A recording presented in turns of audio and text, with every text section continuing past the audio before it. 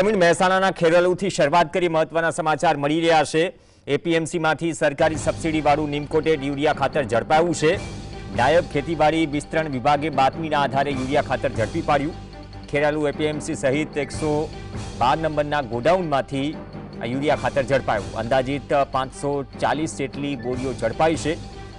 સબસિડીયુક્ત એટલે કે ખેડૂતોને જે અપાય છે એ નિમકોટેડ યુરિયા ખાતરનો ઇન્ડસ્ટ્રીયલમાં ઉપયોગ થતા હોવાની વાત જગજાહેર છે। શું આ ખાતરનો પણ ઉપયોગ ઇન્ડસ્ટ્રીયલ યુઝ તરીકે થવાનો હતો? બેગની પલટી મારી ઇન્ડસ્ટ્રીયલ યુઝ કરવામાં આવતો હોવાની આશંકા છે, એટલે કે બેગ બદલાવી નખાય।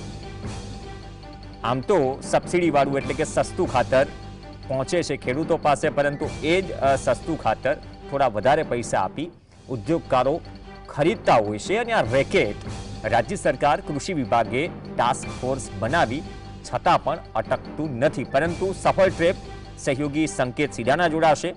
સંકેત, શું થેલીઓ બદલવામાં આવી? અને આટલો મોટો જથ્થો છે તો ઉત્તર ગુજરાતમાં અને મહેસાણામાં આ પ્રકારની ઘટનાઓ અગાઉ પણ બની ચૂકી છે।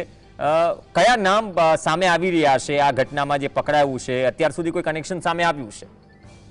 જો પ્રવીણ, અત્યારે હાલ વાત કરવામાં આવે તો કડી પહેલા પણ આ જે સમગ્ર મામલો હતો તેમાં મસ્ત મોટો એક યુરિયા ખાતરનો જથ્થો ઝડપાયો હતો। તેના સમયાંતરમાં હવે એમ કહી શકાય કે આજે ખેરાલુમાં પણ મસ્ત મોટો જથ્થો અત્યારે હાલ યુરિયા ખાતરનો નીમ કોટેડ જે આમ કહીએ ખેડૂતોને સુધી પહોંચતો નથી ને પણ 500 ઉપરાંત જે બેગો છે તે અત્યારે હાલ માર્કેટ યાર્ડના એક ગોડાઉનમાંથી જપ્ત કરવામાં આવી છે અને જે ગોડાઉન છે તે ભાડાપટ્ટા ઉપર હોવાનું પ્રાથમિક તપાસમાં માહિતી મળી હતી।